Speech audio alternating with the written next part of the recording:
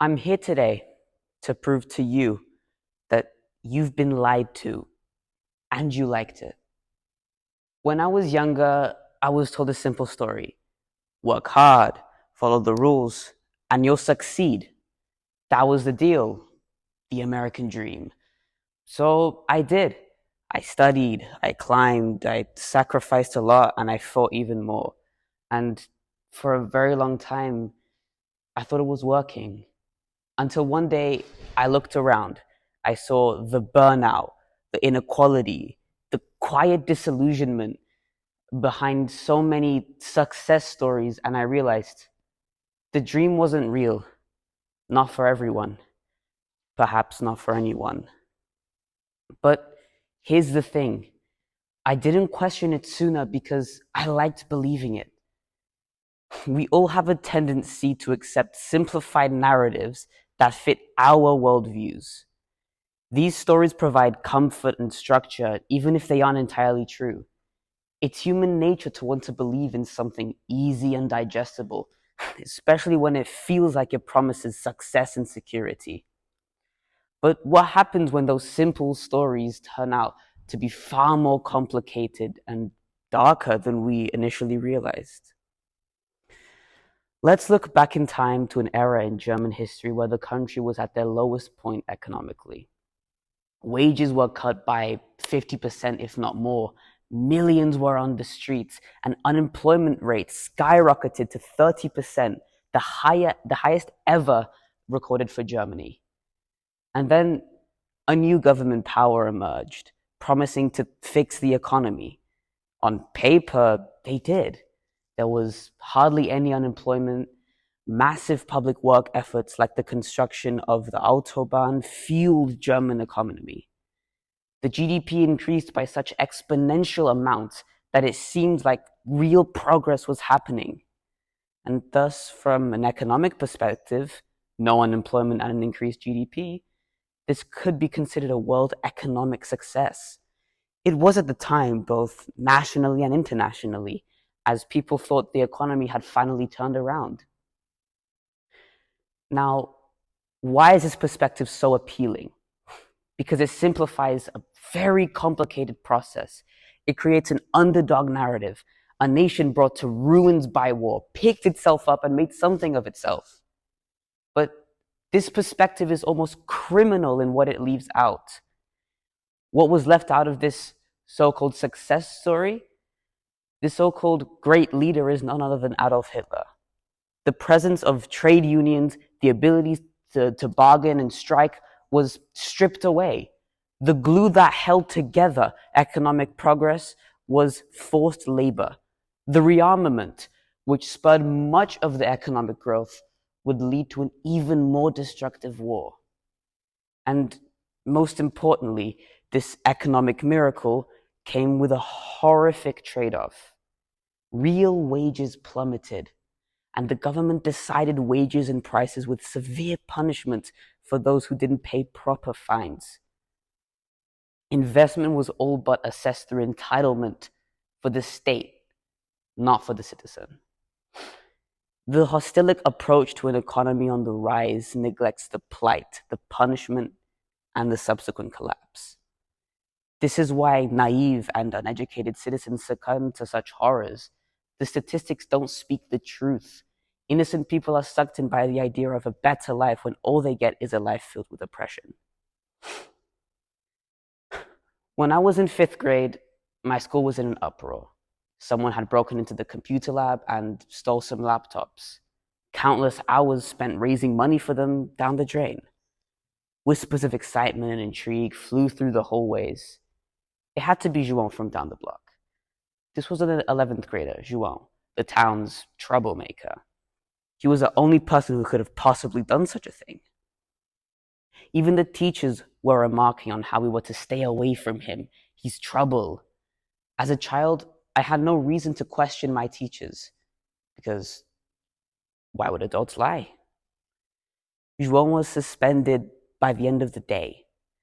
There was no inquiry, no fingerprints taken, no footage reviewed. The mere fact that it made its way to the school was enough. He didn't advocate for himself. He sat at his desk and, with the saddest look on his face, packed his bag and left the school that same day.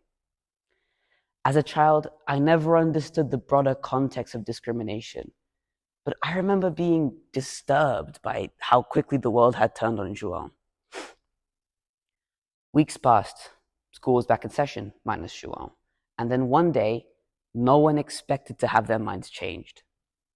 A custodian found one of the missing computers in a storage closet next to the gym.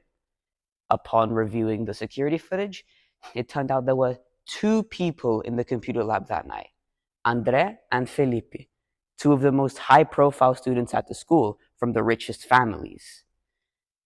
Our school was buzzing with gossip. All of a sudden, people realized how they treated Zhuang and how they were wrong about him.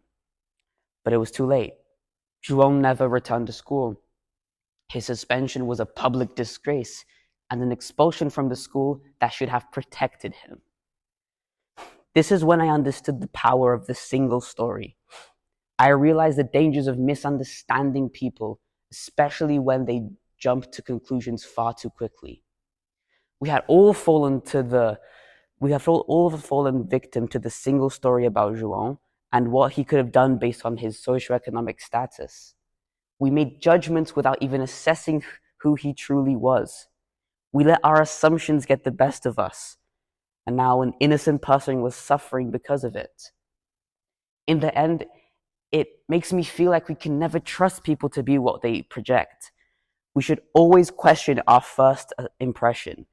There's too much at stake, from the personal to the community and even to the national. There's never a reason to settle for a convenient tale and never a reason to support the single story. Whether it's economic motivations behind Nazi Germany or Zhuang from my story, there are always gaps in the single stories that exist and will exist if we allow them. That's why we need to think critically, question what we're told, and go beyond expectations placed on us, just as we should rethink our own assumptions about others when we encounter different perspectives. How will you question your own existence having learned about this? Who are your Zhuangs, and what do you owe them for underestimating them based on single stories?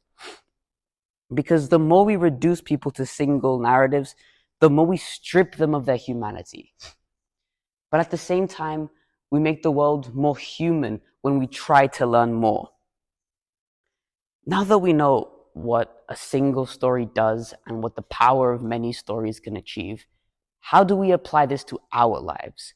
How do we change ourselves on a daily basis to discover more than what's just given to us? Here's a few small suggestions I've been able to implement in my life. Number 1, always ask questions. The moment you hear a story, actively listen and then think of what's missing.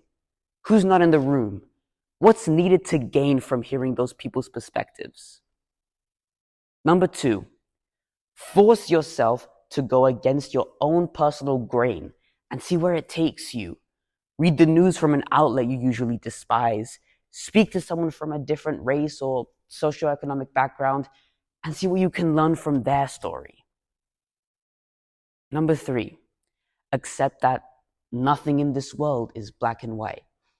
When we take something complicated and turn it into a single story, we shortchange society. Number 4, use your imagination. Even if you have no idea what it's like to walk in someone else's shoes, and maybe you never could, at least try to envision that possibility. Number 5, recognize your biases. Everybody has them. The important thing is to acknowledge your biases and work against them. Don't be afraid to admit when you've made a judgment based on your bias, but also be open-minded enough to change your mind. These are skills that an ever more complicated and sometimes fragmented world needs. We hear so much and so often that it's easy to believe everything. Clickbait headlines, sound bites, and social media posts promote watered-down, one-off truths, and it's up to us to take the next step to understand what's beyond the claim. So I challenge you, every single one of you, The next time you hear a single story about a country or a person or an idea, ask yourself, what am I not seeing? And for at least 1 minute, try to figure it out. Engage in debate with people who make you uncomfortable. Remember João from my story? There are thousands of Joãos out there. People who are much, much more complicated than the boxes we like to put them in. When we challenge these single stories, we become better people, more humane, more equitable, and learn so much more around the world. We are not story settlers, we are story seekers. As we depart, let us be those who question, change the expected status quo, and always search for the unanswered bigger picture. Do not settle for the shadows on the wall when you can step into the light of understanding. Thank you for listening.